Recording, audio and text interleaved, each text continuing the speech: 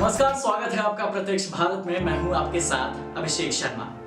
जब हम स्कूल में हुआ करते थे और स्कूल में हमारी प्रिंसिपल मैम या प्रिंसिपल सर आके भाषण दिया करते थे, तो हम ये सोच में पड़ जाते थे कि आखिर इनका भाषण लिखता कौन है, क्योंकि प्रिंसिपल मैम या प्रिंसिपल सर को हर एक बात की समझ हुआ करती थी, हर सेक्शन के बारे में पता होता था, हर क्लास के बारे में पता होता था। और हमें ये नहीं समझ में आता था कि पढ़ाते तो हमारे टीचर्स हैं, लेकिन प्रिंसिपल मैम या प्रिंसिपल सर को हमारी सारी बातें पता कैसे होती हैं। तो जैसे ही हमारे टीचर से कुछ अच्छी बॉन्डिंग बन जाती थी, हम टीचर से पूछते थे कि आखिर ये प्रिंसिपल मैम और सर के भाषण लिखता कौन है।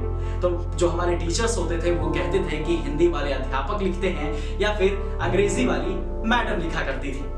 ठीक उसी तरीके से आज भी हम उत्साहित होते हैं और ये जानने की कोशिश करते हैं कि प्रधानमंत्री नरेंद्र मोदी का भाषण कौन लिखता है। ये जो प्रधानमंत्री नरेंद्र मोदी इतने लंबे लंबे भाषण देते हैं, कई बार अपना ही रिकॉर्ड तोड़ देते हैं, तो आखिर उनका ये भाषण लिखता कौन है। जब बच्चों से वो बात करने जाते हैं तो बात करते हैं परीक्षा के ऊपर, गेम्स के ऊपर, पबजी के ऊपर। जब वो पेरेंट्स से मिलते हैं तो गेम्स के ऊपर बात करते हैं, कैसे बच्चों का ध्यान रखें उसके ऊपर बात करते हैं। मैं जब छोटा था तो मैं उसकी मजाक उड़ाता था और मैं कहता था कि हनुमान जी को इसलिए नमन करके जाता है कि अगर एग्जाम में चोरी करने के लिए कोई चीट लेके गया है और पकड़ा गया तो मास्टर जी को पता होना चाहिए कि हनुमान जी का भक्त है, दिखा देगा। रेल की पटरी वाला मोदी ये नरेंद्र मोदी है।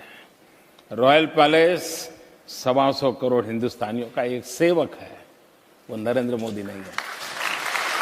अगर 4 साल का लेखा जोखा लेंगे तो आपको ध्यान में आएगा कि तब की निर्णय प्रक्रियाएं, आज की निर्णय प्रक्रियाएं, तब के एक्शन, आज के एक्शन, आपको आसमान जमीन का अंतर दिखेगा। मतलब यह हुआ कि इन्हीं व्यवस्थाओं से अगर आपके पास नीति स्पष्ट हो, नीयत साफ हो, इरादे नेक हो और सर्वजन हिताय सर्वजन सुखाय करने का इरादा हो, इसी व्यवस्था के तहत आप इच्छित परिणाम ले सकते हैं। ये मूलभूत मेरी सोच होने के कारण ये तो है नहीं कि मैं जो चाहूं वो सब होता है, लेकिन नहीं भी होता है तो मैं निराश नहीं होता हूं, क्योंकि मैं सोचता हूं क्यों नहीं हुआ, आगे इसको करने का रास्ता मैं इस तरफ गया था, जरा नए तरीके से करूंगा, मैं करके रहता हूं। जब फिल्म इंडस्ट्री वाले लोगों से मिलते हैं तो उस पे बात करते हैं कि कौन सी नई फिल्में आ रही हैं, कैसे काम करना चाहिए। जब इसरो में जाते हैं तो वहां पे वो बात करते हैं कि क्या कुछ नया सैटेलाइट पे काम चल रहा है, किस तरीके से इसरो में काम चल रहा है। जब वो चुनाव प्रचार के लिए जाते हैं तो बिहार में कभी भोजपुरी बोलते हैं और साउथ इंडिया में जाके वहां के रीजनल लैंग्वेजेस बोलते हैं। तो हमें समझ में नहीं आता है कि प्रधानमंत्री नरेंद्र मोदी का भाषण आखिर लिखता कौन है। तो आज हम आपको बताने जा रहे हैं कि प्रधानमंत्री नरेंद्र मोदी का भाषण आखिर लिखता कौन है। प्रधानमंत्री नरेंद्र मोदी का भाषण लिखते हैं स्वयं प्रधानमंत्री खुद। जो फाइनल स्वरूप होता है भाषण का वो खुद प्रधानमंत्री नरेंद्र मोदी करते हैं। भाषण से एक दिन पहले जो उनके पास डेटा होता है, जो रिसर्च डेटा होता है, उसी को जोड़ के वो अपना भाषण स्वयं बनाते हैं।